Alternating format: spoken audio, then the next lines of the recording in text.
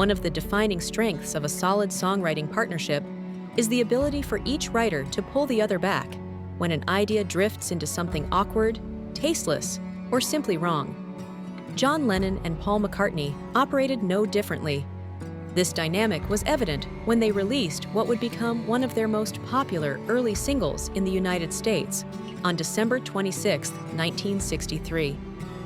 The finished song omitted several of McCartney's original lyrics, including one line so misguided that it reportedly made Lennon burst out laughing in disbelief. McCartney later recalled in The Beatles Off the Record that the song marked an early realization that he could not sneak weak ideas past Lennon. He explained that when writing together, he sometimes brought in lines he knew were not especially strong, quietly hoping Lennon might let them pass. He admitted that this never happened. "I saw her standing there," he said, was the clearest example. The idea came to him while driving home from a concert in Southport, beginning with the opening line about a girl who was 17. The lyric that ultimately survived is now inseparable from the song. "You know what I mean." But before Lennon intervened, McCartney's draft continued, with a line describing the girl as not having been a beauty queen. McCartney later acknowledged that the line was poor and existed only because it rhymed. When Lennon heard it, his reaction was immediate laughter. Although it is tempting to view the Beatles as having always existed at their creative peak, the reality was more gradual. Beatlemania was not built solely on sharp lines and driving, Chuck Berry-inspired guitar riffs.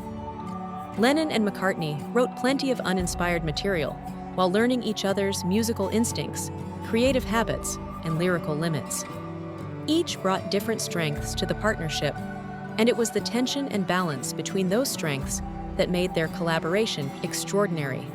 The closing lines of "I saw her standing there" illustrate this perfectly.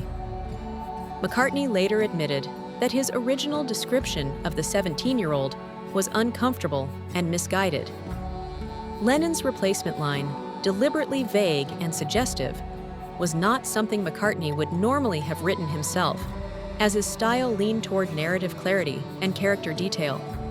Still, he immediately recognized that Lennon's idea served the song better. As he later explained in Anthology, the line worked precisely because its meaning was left undefined. That ambiguity gave the song its rock and roll edge. "I Saw Her Standing There" opened the Beatles' 1963 U.S. debut album, introducing the Beatles.